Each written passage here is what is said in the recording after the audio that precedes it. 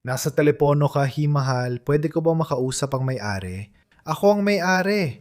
Seryoso, ipasa mo siya sa telepono. Naranasan mo na ba yan? Palagi. Sige, welcome back lahat. Behind the boom. Ngayon may espesyal tayong bisita. Pinsan ko si Laura, na may-ari ng... Paano nga ulit? Bikas ng pangalan mo? Fogel Sun Towing, Fogel Sun Towing. Fogo Santa. Saan kayo nakabase? Ontario, California, hindi Canada. Salamat sa paglilinaw. Gusto ko lang dumiretso sa tanong ko. Ano ang nagtulak sa'yo na humiwalay mula sa Pepe's Towing Service, isang kilalang higante sa industriya ng towing, at sa totoo lang, magsimula ng sarili mong negosyo? Alam mo, hindi ko naman naisip na papasukin ko ang towing industry. Pero syempre, pinalaki kami na napapaligiran ng industriya na yon. At nagtrabaho ako kasamang tatay ko ng mga 7 taon pagkatapos ko magtapos ng kolehiyo. Parang naging eye-opener yun kasi wala siyang HR or kahit anong ganon. Kaya tinulungan ko siyang itayo yon at nagtrabaho kami ng magkasama, palitan kami ng ideya. At alam mo naman, si tatay, alam mo naman, siya ay isang napaka-espesyal na tao at personalidad. At gaya ng kahit sino, bawat henerasyon, gusto nilang gawin ang mga bagay sa sarili nilang paraan. Kaya madalas kaming matigas ang ulo. Oo. Pareho rin kami ng tatay ko, gets ko ibig mong sabihin. Ooh. Hilahin siya sa tenga para magbago. Oo. At syempre, may pagkakaiba rin dahil magkaibang henerasyon kami at ako ay pumapasok sa eskwela. Magdadala ako ng maraming bagong pananaw na wala siya. Nakatrabaho ko siya at marami akong natutunan. Hindi kami magkasundo sa maraming bagay, pero hindi yon ang pangunahing dahilan ng pag-alis ko. Nagkaroon ng pagkakataon na may isa pang towing company na binebenta. At nag-usap kami na parang, okay, mukhang sakto lang ang laki ng kumpanyang ito para pamahalaan at patakbuhin mo. At tingnan kung ito ba talaga ang gusto mong gawin. Kasi ang Pepe's Towing Service ay malaki na at may matatag ng team at pamunuan. Kaya tinanggap ko ang hamon. Sabi ko, gusto ko talagang gawin yon at makita kung ano ang kaya kong gawin at kung ano ang naipon kong karanasan sa industriya ng paghatak sa loob ng maraming taon, kung ano ang kaya kong ipakita. Kaya doon nagsimula na nagkaroon ako ng sarili kong landas. Kaya sa papel, ikaw lang talaga, di ba? Ikaw lang mag-isa. Ooh. O 100% CEO, lahat ng yan. Ooh. Walang magulang, walang tinitingala. Ikaw ang boss, lapit sa iyong mga tao. Oo. Kumusta naman yon? Ibig kong sabihin, nung una, parang ang weird at matagal bago masanay, natakot ako, syempre, kasi parang, oh my gosh, parang alam ko ba talaga ang ginagawa ko? Lalo na niyan na 33 ka na, di ba? 33 na ako. 4 na taon na rin mula nang ako'y humalili simula ngayong buwan, kaya 29 ako noon. Marami akong tanong pare. Nung binili mo ang kumpanya, kasama na ang kagamitan, infrastruktura at empleyado. Paano tinanggap ng mga empleyado ang pagbabago? Ibig kong sabihin, hindi araw-araw na may babae sa industriya ng towing, lalo na bilang boss at bata pa. Alam ko na nung una marami talagang pagtutol, pero syempre ako na ang boss ngayon.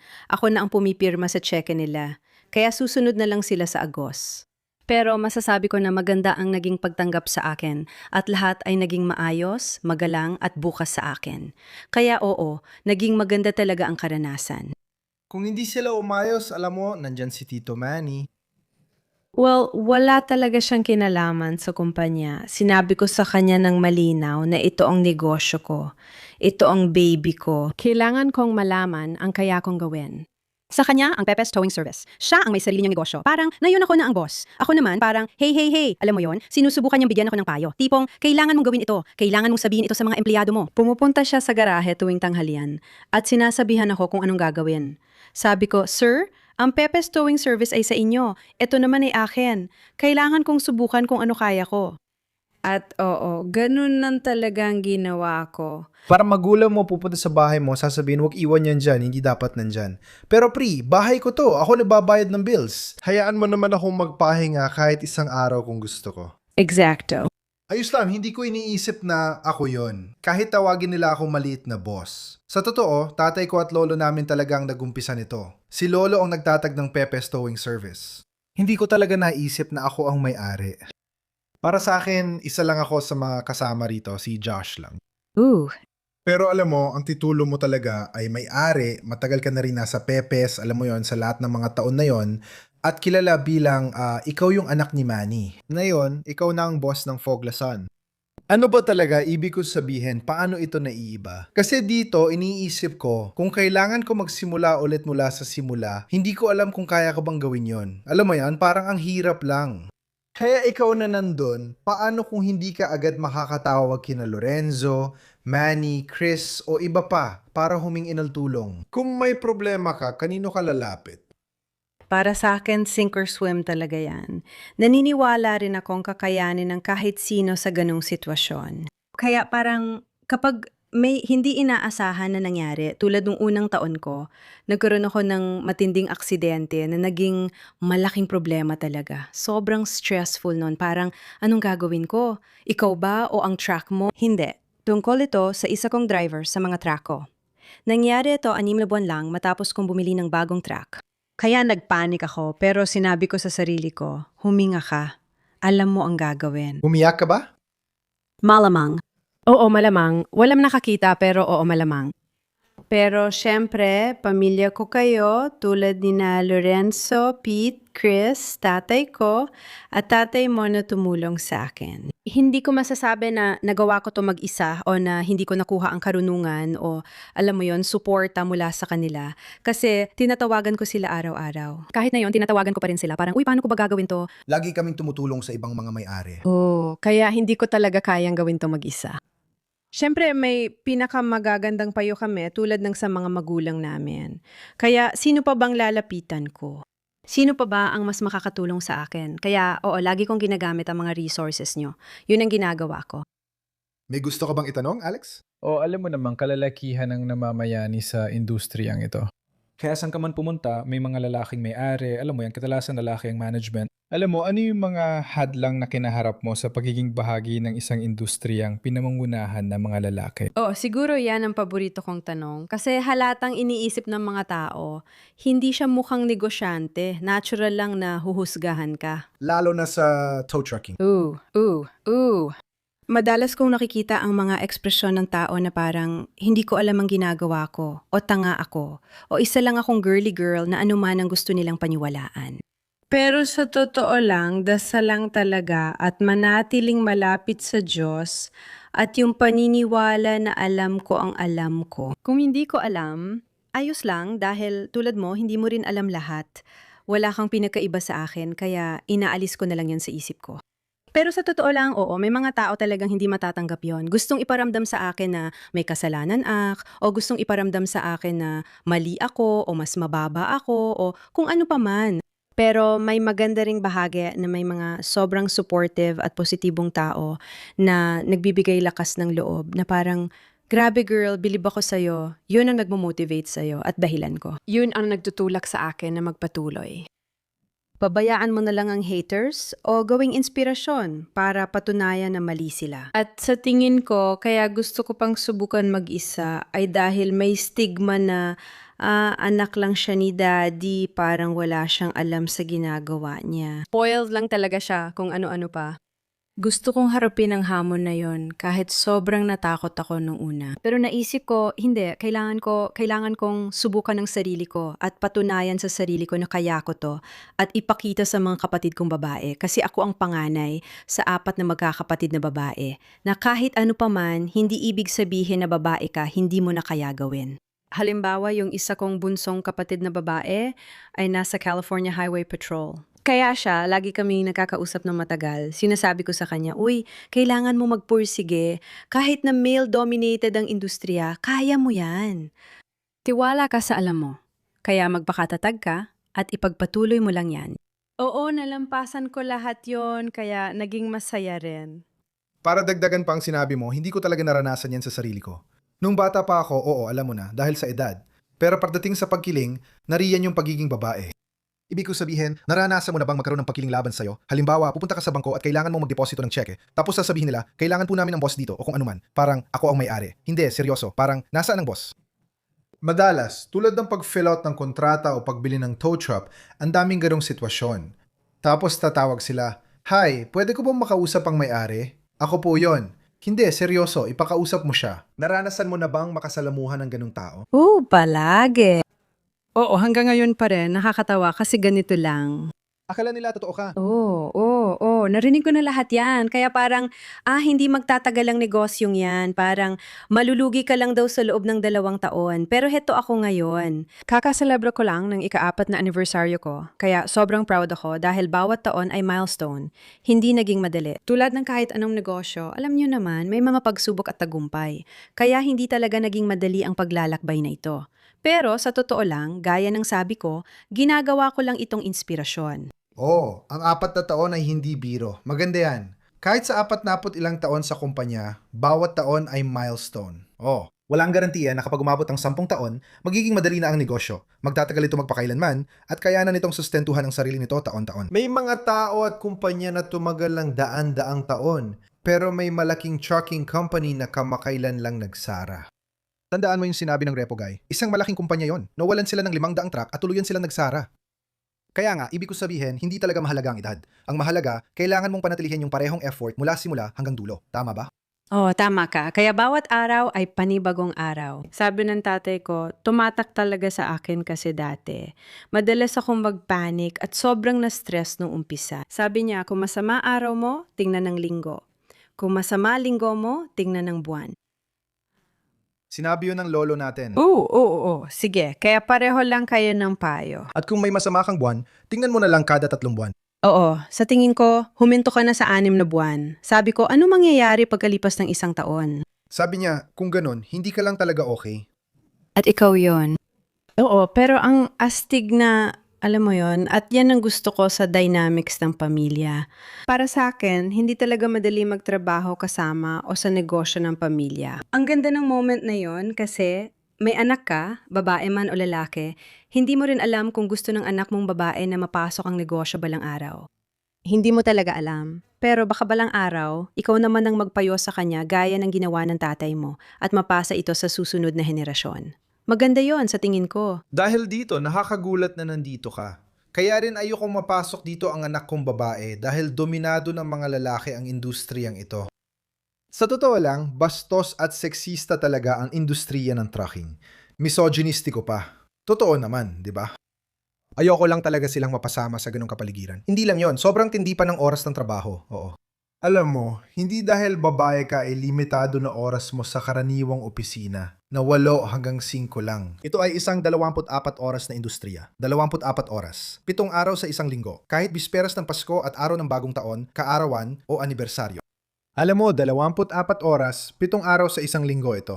Hindi ko alam kung gaano ka hands-on sa aktual na trabaho. Pero alam mo yon, nababalian ka ng kuko sa paghila ng kadena o, uy, abot mo nga yung snatch block. Nakakapagod, kaya karamihan na nagtatrabaho dito ay lalaki.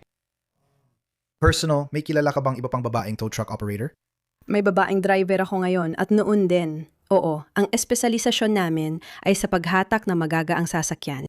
Hindi pa ako nakakita ng heavy-duty towing operator na babae, pero alam ko meron. Ibig ko sabihin, hindi sila marami, pero meron. Gusto ko ring balikan yung sinabi mo kung bakit ayaw mong mapasok ang anak mong babae sa industriyang ito. Baka may makarelate, pero paano kung yun talaga gusto niya o kaya kapatid kong babae nagsabing, di ko kaya yan, para lang yan sa lalaki. Acosta ka, may magandang work ethic. Galing tayo sa pamilyang matibay ang work ethic. Hindi mahalaga ang opinyon ng iba. Kailangan mong magsipag at kaya mo yan. Huwag kang magdahilan. Huwag kang matakot dito. Yun lang ang iniisip ko. Ibig ko sabihin, napaisip mo ako na parang pinangungunahan ko ang anak kong babae ngayon. Hinuhusgahan mo siya. Hindi mo dapat gawin yon. Kailangan mong, kasi Ina-assume ko na lalaki nang ibabaw sa industriyang yon. Baka hindi niya magustuhan. Pero sino bang nakakaalam? Malay mo, sa loob ng 15 taon siya na ang nagmamaneho ng Hawk 5.0. Oo. Sa totoo lang, siguro sumuko na ako sa industriyan to kung hindi dahil sa mga magulang ko. Mga alpha talaga ang mga magulang ko, pareho si nanay at tatay. Talagang alpha, oo. Alam mo, may nanay akong hindi mo kayang tapatan, matapang talaga, matapang. Taga-Chihuahua siya. Alam mo na, kung alam mo. Pero ang nanay mo, matapang din. Sobrang tapang. At saka, ang tatay ko, ganun din, gusto niya talaga ng lalaki. Pero sa halip, 4 na babae ang naging anak niya. Kaya pinalaki niya kami na Parang mga lalaki, sa paraan na hindi niya iniintindi kung babae ka. Kailangan may magandang work ethic ka, kailangan mong pagtrabahuhan ng gusto mo, at palagi niya kaming tinuruan ng ganoon. Hindi ka dapat magdiskrimina dahil lang sa ikaw ay... Para sa kanya, hindi namimili ang trabaho. At ganun din sa pag-abot sa mga pangarap at layunin. Kaya hindi kailanman inilagay ng mga magulang ko ang mga hadlang na yon. Kaya bakit ko hahayaang ilagay ng iba o ng lipunan ang mga hadlang na yon para sa akin? John, maganda yan. Oo. Sana mag-viral yan sa social media para sa mga kababaihan. Oo, ibig kong sabihin, kaya ako mahal ang industriyang ito.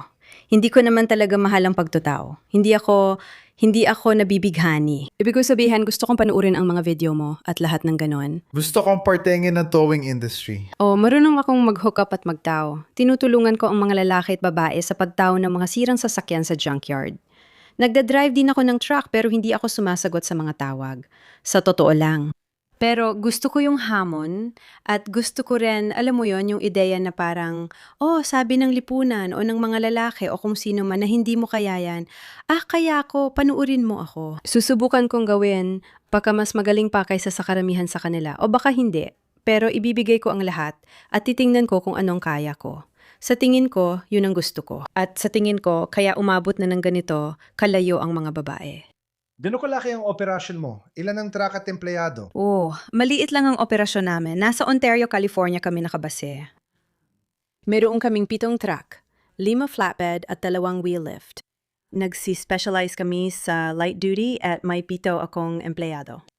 At may mga kontrata kami sa CHP, lungsod, sheriff, PPIs, mga pribadong kliyente at mga fleet account. Paano kayo nakikipag-ugnayan sa mga lokal na kumpanya? Gusto ko lang malaman kasi sa IE hindi maganda tingin kay Peps. May papasa ba yan sa'yo? Ibig ko sabihin, ganito lang talaga ako. Sinusubukan kong maging palakaibigan at magalang sa lahat. At kung sino man ang tumatanggap nun, ayos lang. At kung sino man ang hindi, well, pagpalain ka ng Diyos. Pagpalain sila ng Diyos, tama? Malinaw na may 7 kang truck. Ano ang mga plano mo sa hinaharap? Papasok ka ba sa medium at heavy duty na towing? Yan ang layunin. Gusto rin namin mag-expand sa Orange County, iba pang county, at siguro sa high desert. Siyempre sa ngayon, ang mahal ng lahat ng bagay, pero ang layunin talaga ay mag-expand. Pumasok sa heavies. Lagi akong pinapayuhan ng mga driver na kumuha ng heavy para makuha ang Class A. Pero ako, tingnan mo na lang yung bill na yan. Hindi madaling pasukin yan, pero goal ko pa rin. Hindi siya kasama dati sa 5 taong plano. Kaya kung di ko magawa sa 1 taon, isasama ko sa 10 taong plano. Ang galing nun kasi nagsimula ka lang 4 na taon pa lang nakalipas. Ibig sabihin bago ka pa lang dito. Kumusta ang mga gastos? Sa ekonomiya na yon, tumaas ba talaga ang gastos? Halimbawa, nung binili mo ang unang truck mo, kumpara na yon. Pati presyo ng diesel at iba pang gastusin. Malaki ba ang itinaas? Malaki talaga lalo na sa presyo ng mga truck. Grabe talaga, pati diesel at kahit yung mga overhead na gastos. Mga empleyado, isipin mo, kung McDonald's ay nagbabayad ng 20 kada oras, iisipin mo bang gusto ng tow truck driver na 20 kada oras lang ang bayad gayong nalalagay? Sa panganib ang buhay nila sa highway o dahil sa mga lasing na driver? I recycle. Nakikitungo sa mga kakaibang bagay, alam mo yon, tulad ng sa tao. Pakiramdam ko, itong industriya na ito ay... Tingnan mo, ibig kong sabihin, kayo ang bumubuo ng reputasyon para sa mga tow truck driver, sa totoo lang. Kamakailan may lumapit sa bintana at sabi, napanood niya yung video ni Peppa at nakakabaliw daw kung paano nila ginagawa yon. Sabi ko, ang gagaling nila, di ba? Tapos sabi niya, Mayabang yung taong yun. hindi. Pero bukod doon, inilalantad nyo rin ang sarili nyo tulad ng mga pulis o ibang first responder. Kaya gusto rin nila na mabigyan ng magandang sahod. Kaya kailangan kong makipagsabayan doon pati na rin sa mga benepisyo. Kaya ngayon, kumbaga, buo na ang package, hindi na tulad dati na minimum wage lang tapos yun na. Ngayon, mag-alok ng benepisyong medical kung gusto mong maging kaakit-akit at kompetitibo dahil kompetitibo ang industriya, lalo na sa light duty. Hindi ka pwedeng basta magbukas ng negosyo gamit lang ang kapital, tapos babayaran mo lang ang pinakamababang mga tao at aasahang lalago ka. Magiging magandang takbo, mapanatili sila, makakuha ng bagong empleyado at mapanatili ang mga iyon. Marami pang nangyayari sa likod ng operasyon, talaga. Tama. Sa palagay mo ba magkakaroon ng medium duty sa loob ng 1 taon? Gusto kong subukan para sa heavy duty. Bakit hindi? May mga kontratang pwede kong kunin. Ikaw ba mismo ang magmamaneho nito? Hindi. Meron ka bang CDL? Wala. Dapat kumuha ka ng isa. Oo, alam ko. Kumuha na ako ng CTTA class at na-training na rin ako. Pero hindi, wala ako nun. Curious lang, bakit di mo gusto magmaneho ng truck? Hindi ko alam. Parang hindi lang talaga ako interesado doon. So, ang trip po talaga ay mag-manage at yung business side. Oh. Oo, tama. Ako yung nag-o-oversee ng lahat. Sobrang involved din kami sa komunidad. Kasama na ang pagiging active sa mga chambers at sponsorships ng lungsod. Mahalaga sa akin ang community outreach dahil naniniwala akong importante ang maliliit na negosyo, hindi lang sa ekonomiya, kundi pati sa lungsod. Ayokong maging ordinaryong tow truck company. Iyon ang parang natatangi ko o ipinagmamalaki ko na hindi lang kami negosyo na gustong kunin ng mga sasakyan ng tao at maging kontrabida, kundi gusto rin naming maging bahagi ng komunidad. Paano kaya kami makakapag-sponsor ng baseball team o makakasali sa parada? Siguro, yon ang feminine touch ko bilang isang babaeng may-ari.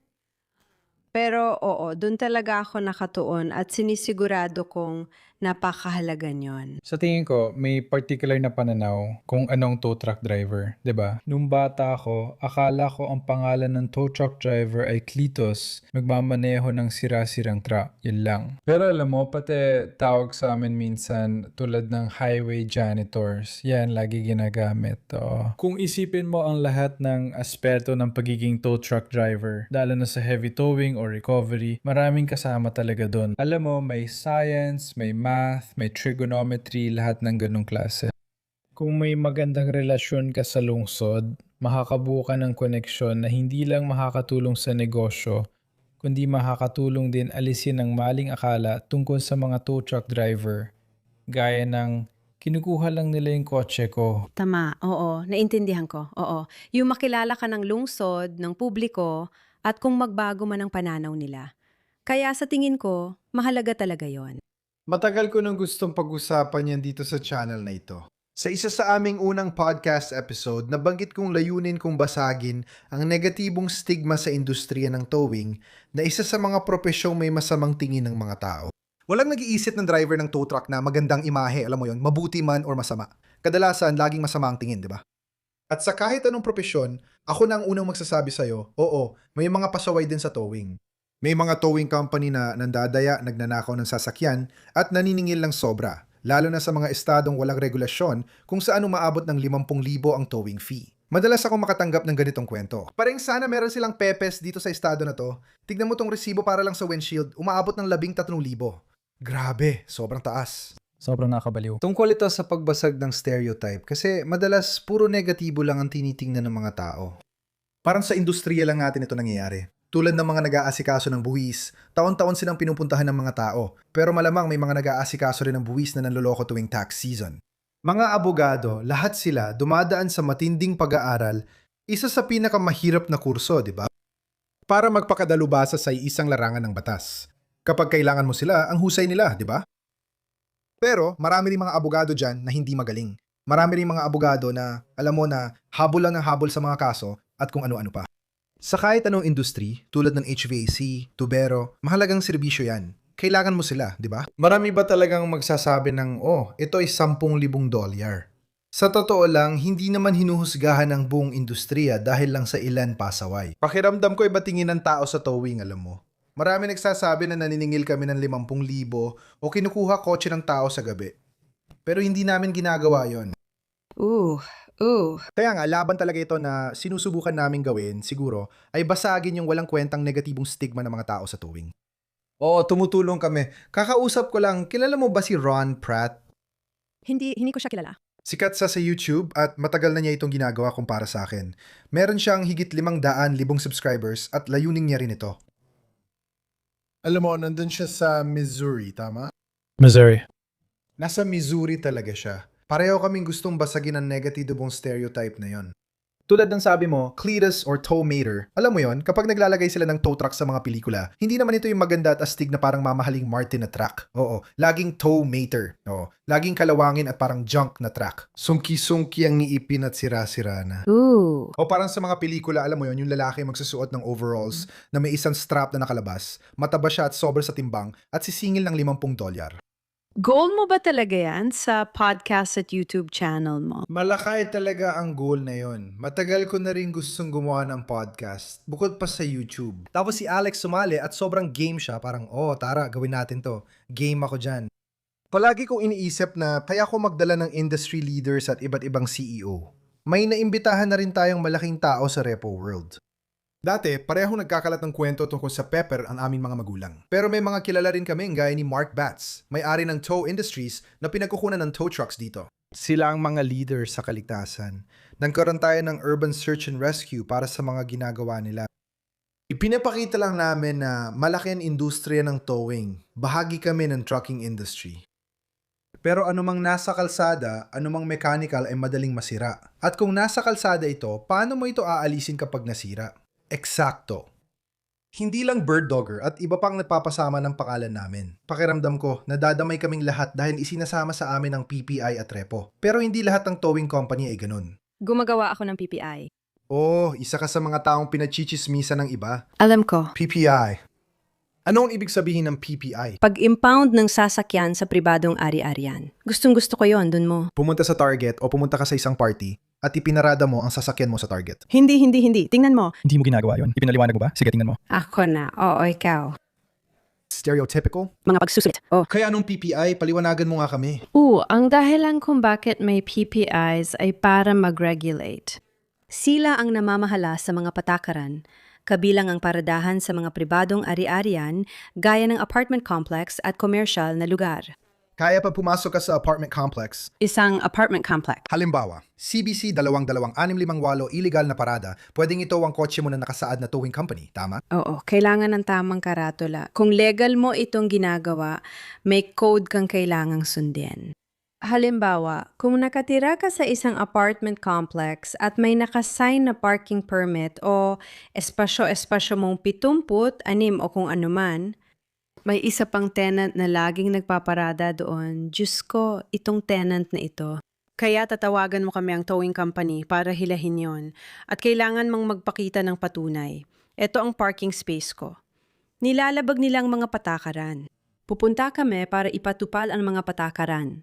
Halimbawa, kung may nakaparada sa handicap na walang tamang permit, placard o nakaparada sila sa fire lane, gaya ng pulis, nagpapatupad lang ng mga patakaran at regulasyon. Kaya nagkakaroon sila ng masamang tingin ng mga tao kasi hindi mura at naiinis ang mga tao na, alam mo yon, kahit 2 minuto lang. Oo. At alam mo, ninakaw mo ang kotse ko. Hindi kaarawan ng anak ko ngayon. Sinira mo ang kotse ko.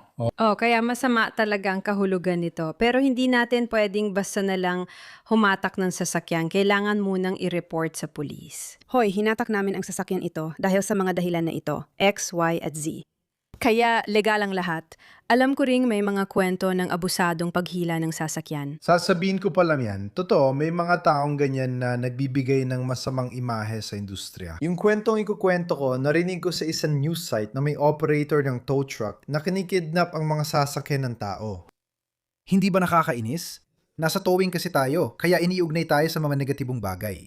Kapag nalaman ng tao na gumagawa ka ng PPI towing, maiugnay ka agad doon. Parang, so tinoto mo yung mga sasakyan ng tao na sandali lang nag-park sa red para lang bumili ng gatas.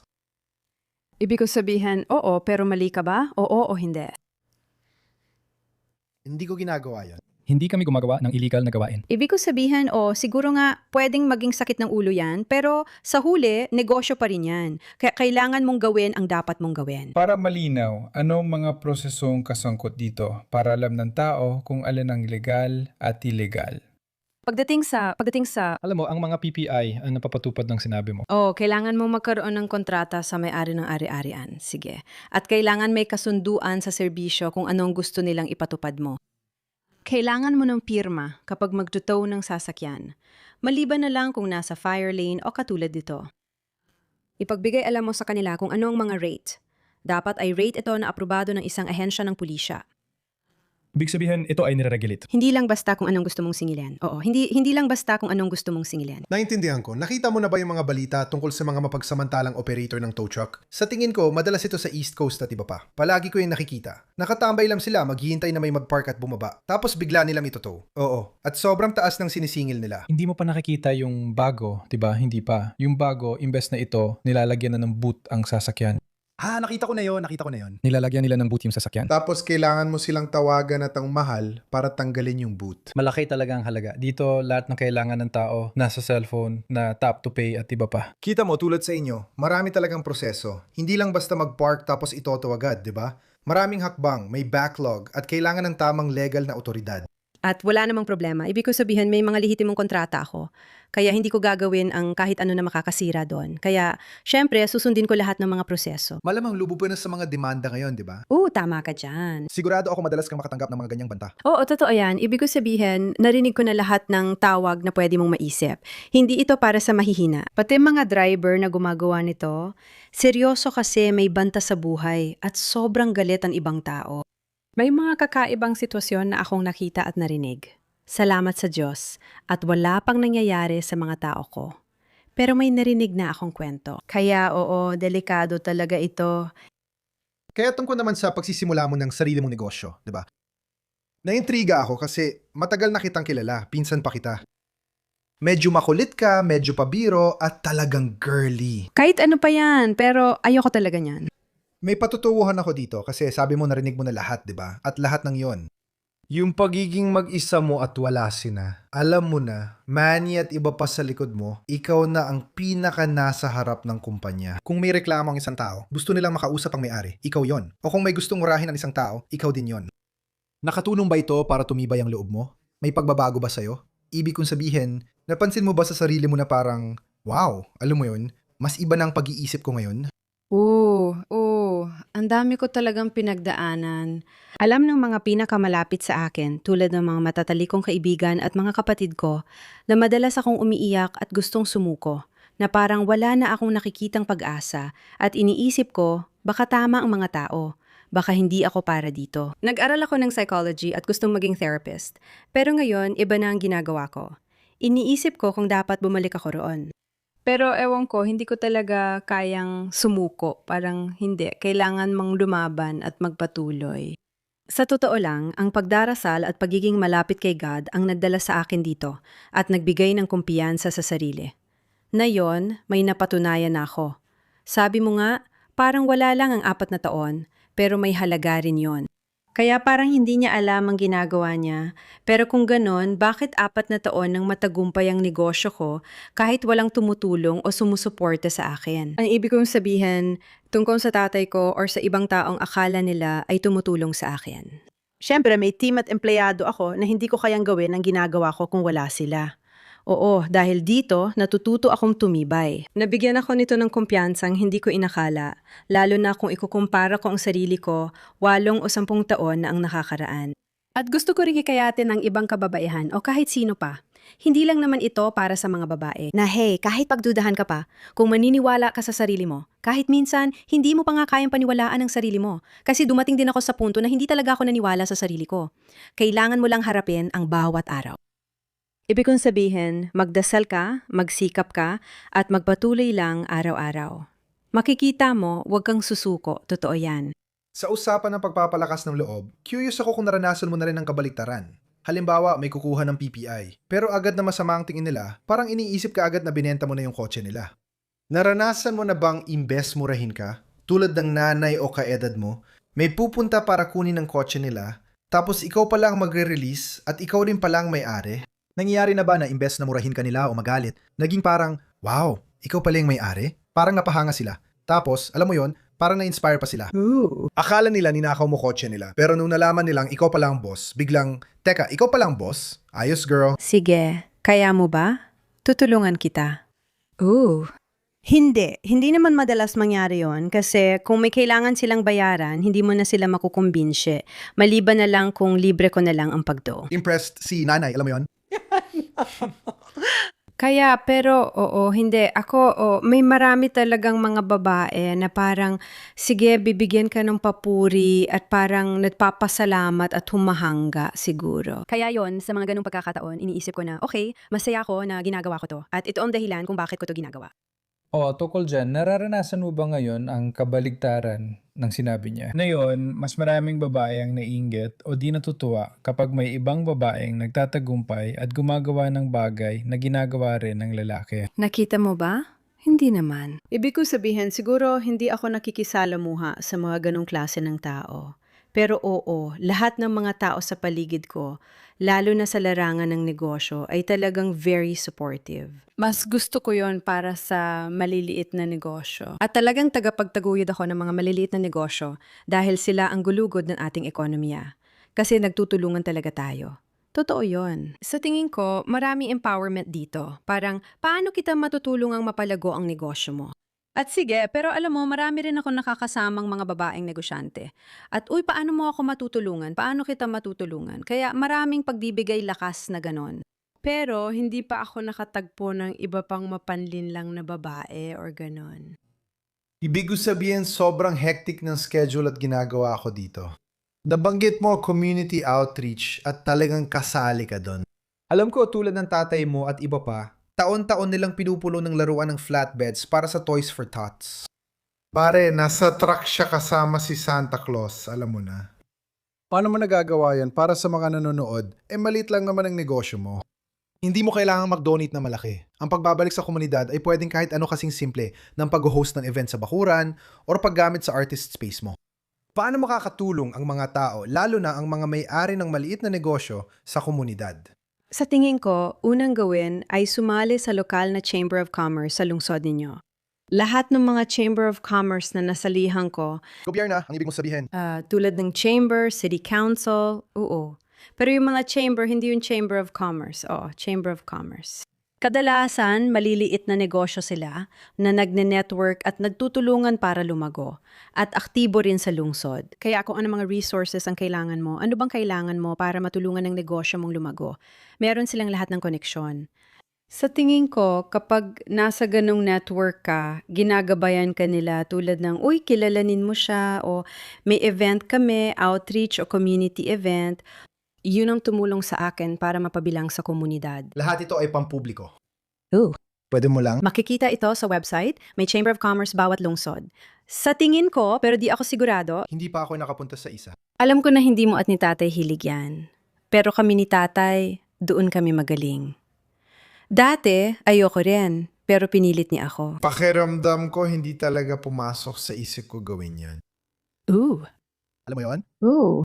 Well, naabot mo naman ng mga tao sa pamamagitan ng YouTube mo at lahat ng yon. Gumawa na ako ng giveaways pero hindi pa malakihan. Astig sana yon. May nakita akong lalaking fina-follow ko sa Instagram.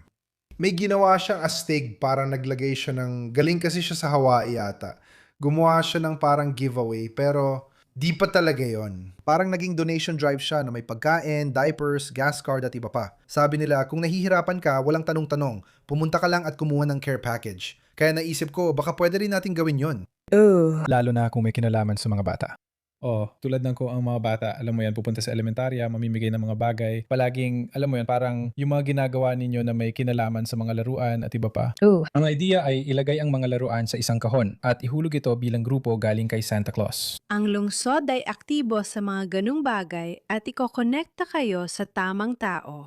Pero mahalaga ito kasi, ibig kong sabihin, sa huli, kayo, ano ba talaga ang tagumpay, di ba? Ang dami ninyong tagasunod. Pero ano nga bang punto? Sa tingin ko, laging mahalaga na ipasa ito sa iba. O tama ba, ipasa ito sa iba? Ano nga ba yon? Ipasa ang kabutihan, di ba? Ipasa ang kabutihan, malapit na. Kahit ano. Babe. Tumahimik ka. Bayaran mo ito. Alam mo na ibig kong sabihin, di ba? Magpasalamat at magbalik ng kabutihan, tama? Bakit ka na ba matagumpay? Ano dahilan mo? Hindi lang ito para kumita ng maraming pera at magkaroon ng kasikatan. Ang ibig kong sabihin, ito ay para tumulong at magbigay inspirasyon sa ibang tao. Iyan ang ginagawa ninyo dito sa podcast na ito at sa YouTube ninyo. Para mapanatili ang momentum. Ang sarap ng pakiramdam, kaya lagi itong pinapakita ng tatay ko. Sa tingin ko, nakuha niya ito sa lolo natin na mabait at mapagbigay. Palagi kong naririnig mula sa iba kung gaano siya kamapagbigay.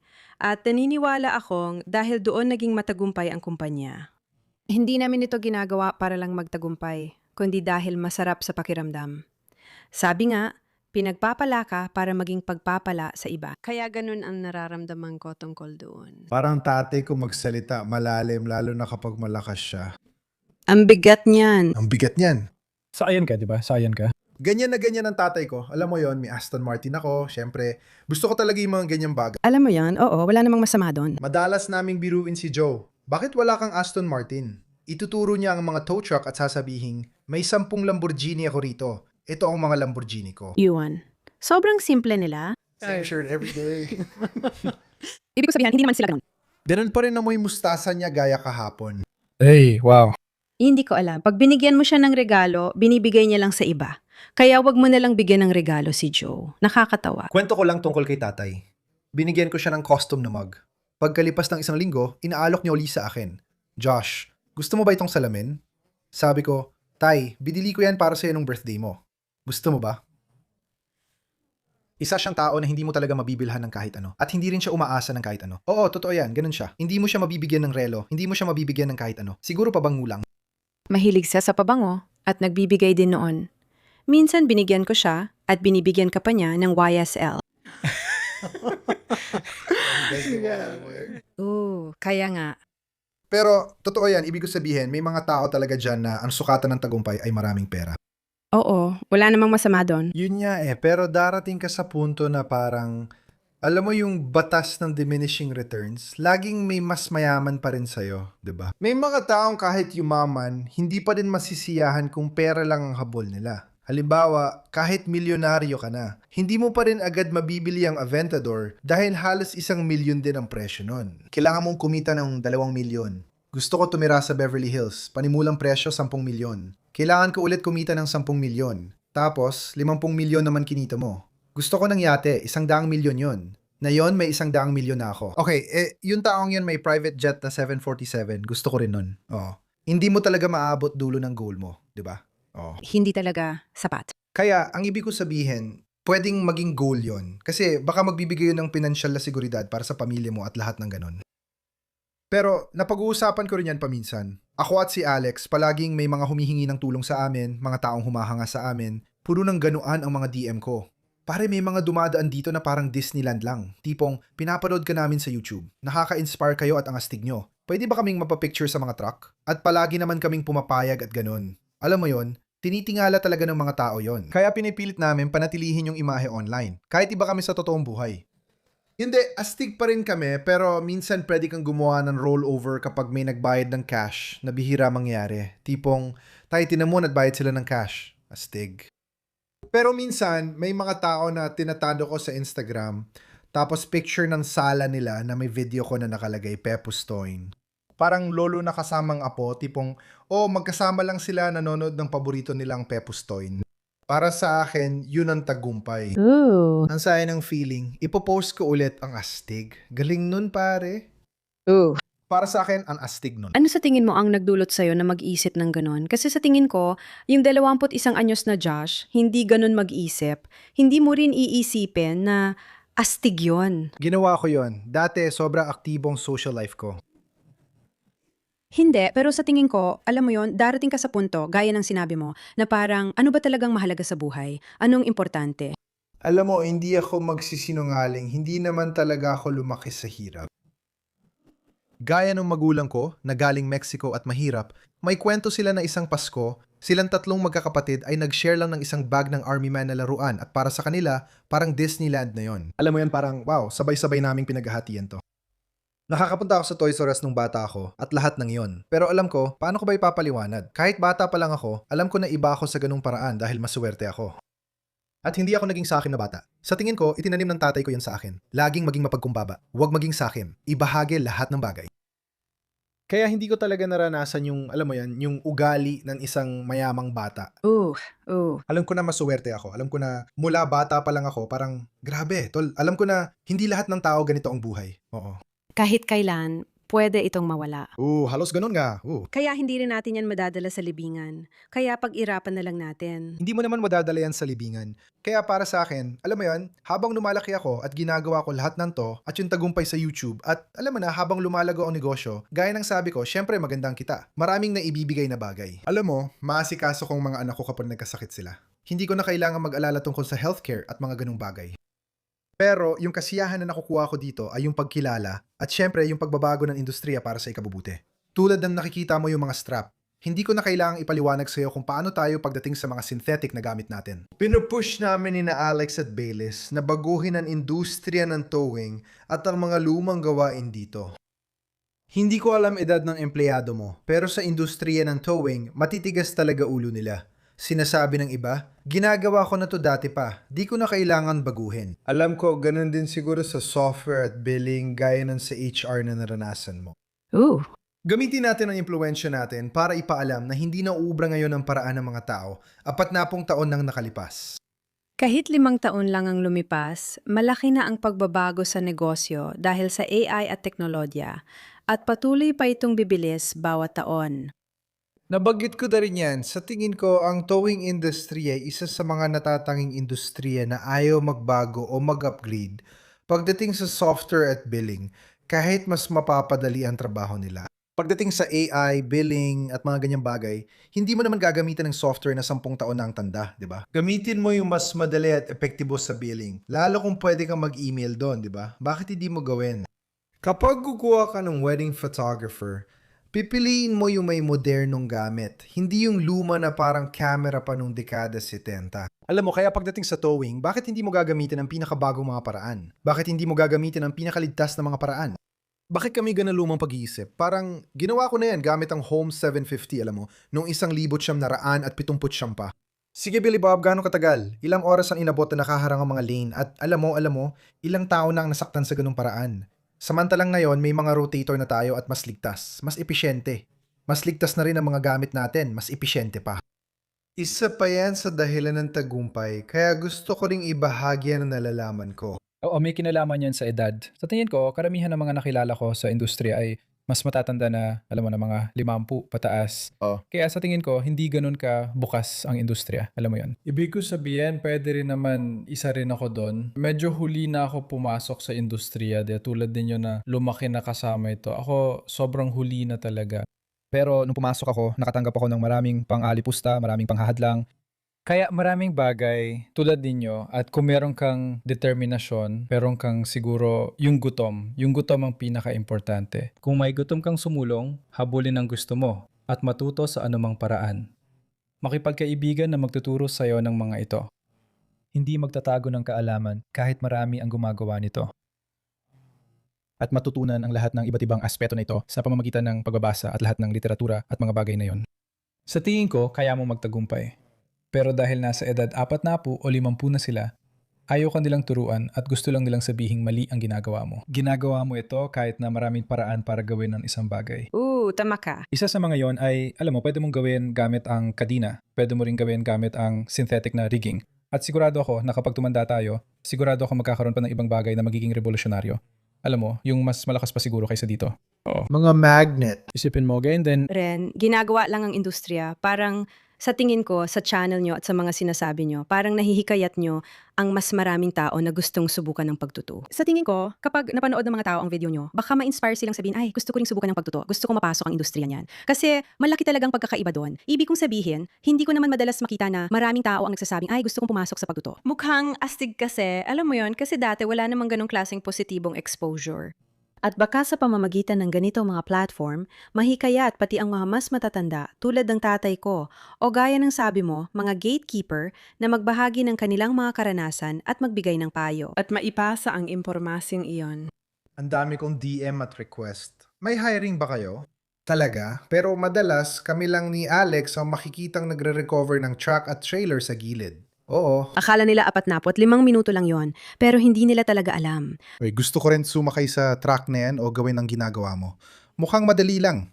Kung papasok ka sa towing, gusto ko itong pag-usapan. Hindi ito madaling industriya. Oo. Walang basta-basta sumasakay agad sa rotator.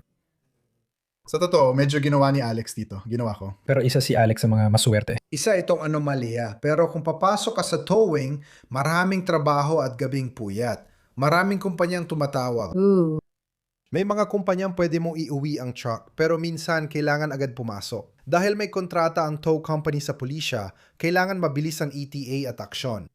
Kahit tapos na shift mo, kapag may tawag mula sa pulis, kailangan mong tumugon at hindi mo pwedeng tanggihan.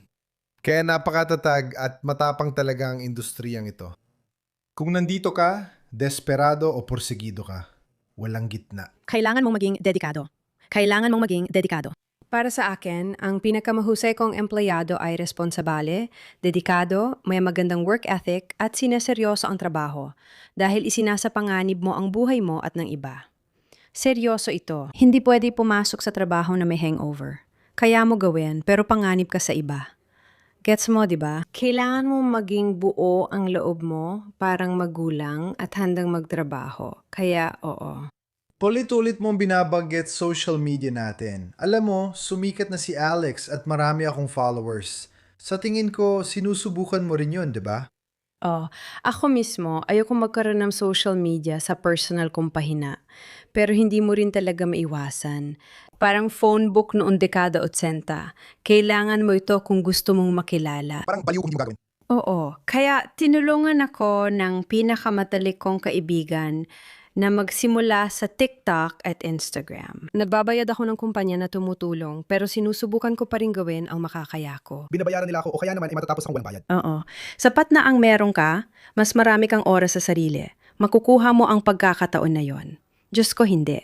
Oo, naiintindihan ko kung gaano ka-lucrative at kahalaga ang social media.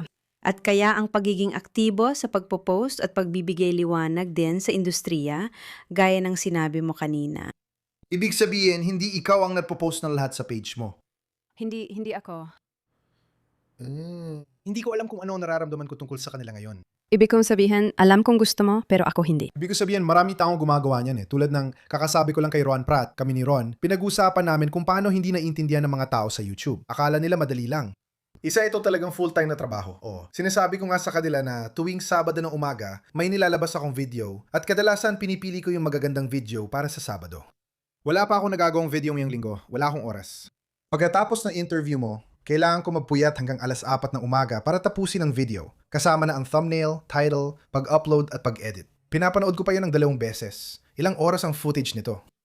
Isa talaga itong full-time na trabaho. Iba lang talaga ako. Oh, alam ko naman yon. Madalas akong tawaging robot ang asawa ko dahil nakakatawa raw yun. Pero seryoso siya tungkol doon. At diretso akong pumupunta sa mga bata at naglalaro kasama sila. Natutulog ng mga 2:00, tapos gigising ng mga 5:00 para makarating dito. Alam mo yon, hindi lahat ng tao ganun ang diskarte. At hindi ko rin nire-recommenda ang ganitong lifestyle para sa lahat. Mahirap talaga. Oo, hindi biro. Laging may deadline. Parang palagi akong may deadline. Oo. Pero alam mo, ito nang talagang landas na pinili ko. Alam mo yon, at para mapasaya ang mga manonood at iba pa. Kaya hindi, nagbibiro lang ako. Hindi kita sinisisi na hindi mo ginagawa ito mag-isa. Kasi, totoo, isa itong full-time na trabaho. Oo. Kung hindi ka naman makakakuha ng ibang tao para gawin ito para sa'yo. Kung hindi ito isang propesyon. Oo. Hindi. Mahirap talaga, pero pwede ako magbigay ng tips sa kanila. Siguro balang araw, bibitawan mo rin yan. Sobra control freak ako. 5 video ng sa karera ko ang ipinagawa ko sa mga ahensya para subukan at wala akong nagustuhan kahit isa. Grabe, madadali lang mga video na yan. Tulad ni Alex, maghila lang ng Penske or kung ano man, tapos kailangan niyang i-winchi palabas o ipagawa ko sa editing team. Ayoko talaga. Siguro kasi, alam mo talaga ang pinakamaayos dahil ikaw mismo ang nandoon sa trabaho. Hindi naman tulad ng, gets mo bang ibig kong sabihin? Hindi lang basta gusto ko ng mabilis na kotse gaya ng astig na video na mas madaling gawin. Sa trabaho ko, paano nila madalaman anong gusto kong tanggalin at paano ko madalaman ano ang mahalaga? Halimbawa, 3 minuto ang ginugugol ni Alex sa pag-aayos ng magkabilang panig ng outriggers. Ayoko nang isama lahat yon. Ooh. Oo. Ikaw, paano nila alam kung ano ang isasama o hindi? Para sa industriya ko, sa paraan na gusto ko, alam ko kung anong gusto ng mga manonood ko. Alam ko kung anong gusto ko. Sobrang parang anak ko na ang YouTube at ang mga video ko. Ayong parang ibinabahagi ang anak ko. Oo, hindi. Naintindihan ko. Marami akong nakita na channel na sumubok sumabay sa uso, pero bumagsak. Hindi ko yung ginagawa dahil alam ko kung ano ang gumagana at hindi. Kung ginawa ko lahat yun sa trabaho, hindi sana ako magkakaroon ng, alam mo yon, mahigit 300,000 followers ngayon. Alam ko. Ilan ang meron ka? Ayaw mo ba ako mapahiya o ano? Hindi, may extra lang ako. I-shoutout ko ang ad nyo kung may Instagram kayo. At oo, Nasa TikTok at Instagram kami. ano ang pangalan? Focus on towing. Walang makakaalam kung paano baybayin yun. Oo, ilalagay na lang natin yan sa komento. Nakikinig ako? Sa Spotify, at Apple. Sige. Sige, Fogleson. Yan ay focus on, tapos towing. TikTok, Instagram, may FB ka? Wala. May YouTube ba kayo? Wala. Sige, ilalagay ko rin ang TikTok at Instagram link sa description. Paki-follow naman ang pinsan ko, please. Tulungan niyo siya umabot ng 100 followers. Hindi. Sa tingin ko, nasa 1,000 na ako. Oh, Hindi masama, nasa 4 na digit na ang followers mo. nandito na tayo. Tulungan nyo kaming umabot ng 10,000. 5 digit na yon. Alam ko, barya lang yan sa inyo, pero i-like nyo ang posts namin. May mascot kami, ang aso naming si Brooklyn, isang German Shepherd. May totoong mascot kayo? Empleyado siya na nagtatrabaho sa night shift bilang tagapagbantay ko. Ipakita mong millennial kang babaeng may-ari ng hindi binabanggit na millennial. Bakit? May empleyado kang aso. Mabigat ang buhay, Tsong. Ang cute-cute niya. Brooklyn, Rookie. Tama. Idodonat ko ang di ko. Dalhin mo sa akin ang kubo. May mga litrato niya ako sa social media. Gusto niyang sumakay sa tow truck. Oo, ang cute niya. Malaki siyang rescue dog. I-text ang mga tao mula sa PPIs. Oo, binabantayan niya ang imbentaryo tuwing gabi. Wow. Kaya pala bantay. Gets ko na. Para talaga sa iyo ang section na to. Anong ibig sabihin nito? Mataba na siya at malaki ang kita niya. Masasarap ang kinakain niya. Karne ng bakang bayad dito. Sa ngayon ako. Exactly. Halos 1 oras na pala tayo. Ang bilis ng oras kapag nagpo-podcast, di ba? Ay, grabe. Talaga ba? Seryoso? Pes, may nakakalimutan pa ba tayo? Wala naman. Madalas sinahayaan ko si Alex magtanong kung may gusto ka pang itanong. May isa lang kaming tanong bilang isang may-ari at boss, isang CEO. Pakiramdam mo ba nagagawa ka ng, hindi naman kakaiba, pero sa tingin mo ba may ginagawa kang maiiba?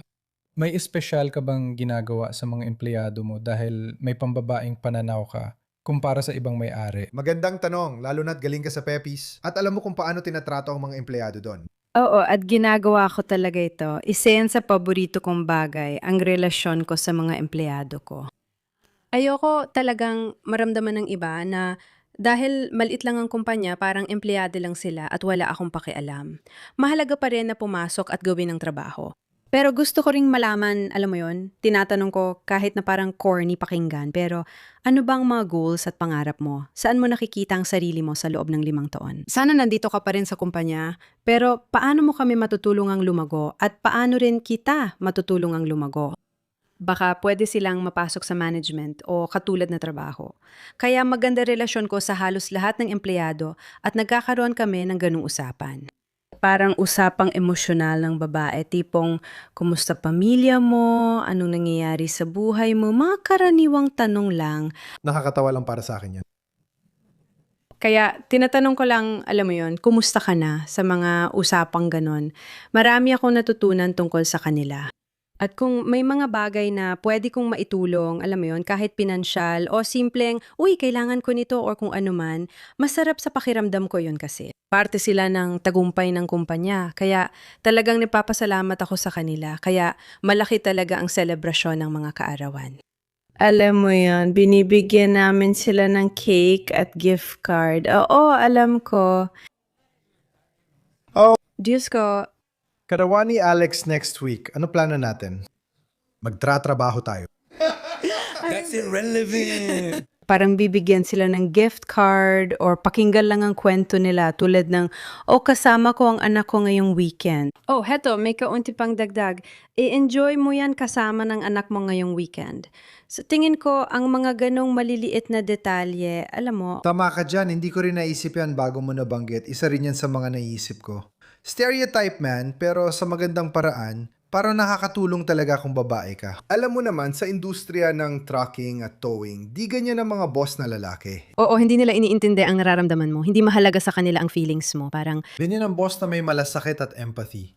Nagtatanong kung birthday ng anak mo, tas binibigyan ka pa ng pambili ng regalo. magpahinga, at maging sweet sa kanila. Oo, pero ang ibig kong sabihin, nakita ko kung paano yon, alam mo yon, mahalaga talaga. Kahit yung simpleng, uy, na-appreciate ko na bahagi ka ng team. Parang talagang nakakatulong ka sa negosyo, kahit simpleng text lang. Nakikita ko kung paano yon. Parang, wow, napapansin mo talaga yung ginagawa kong trabaho, alam mo yon. Kasi lahat naman gusto ng positibong pagkilala. Nag-text ka ba kay Brooklyn? Brooklyn, hindi. Nagfa-FaceTime kami. Oo, siya ba ang tumatawag ngayon? Si Breakland, hindi siya pwedeng lumabas ng bauran. Kasi, oo, pero binibigyan ko siya ng treats, binibigyan ko siya ng, anong tawag dun sa Starbucks, yung puppuccino. Sige, binibigyan ko siya niyan paminsan-minsan. Kaya, oo, Na sa ganitong ekonomiya, libre ito. hindi ko alam yon. Ooh. Wow, astig nun. Magandang malaman yan. Ayos, magandang pagtatapos mo, magandang dagdag yon. Highline lang namin ang pinakamabuti para kay Fogelson. Sana sa isang taon, ikaw na ang aming ika-55 o ika-6 na po panauhin at ilunsad mo na ang medium duty at heavy duty mong chat. Kung loloobin ng Diyos. Sige, salamat sa panonood lahat. Bisitahin niyo siya, Fogelson Towing, sa Instagram at TikTok, pati na rin sa Bepus Towing kung nanonood kayo. Casey did it now. Paalam na. Paalam.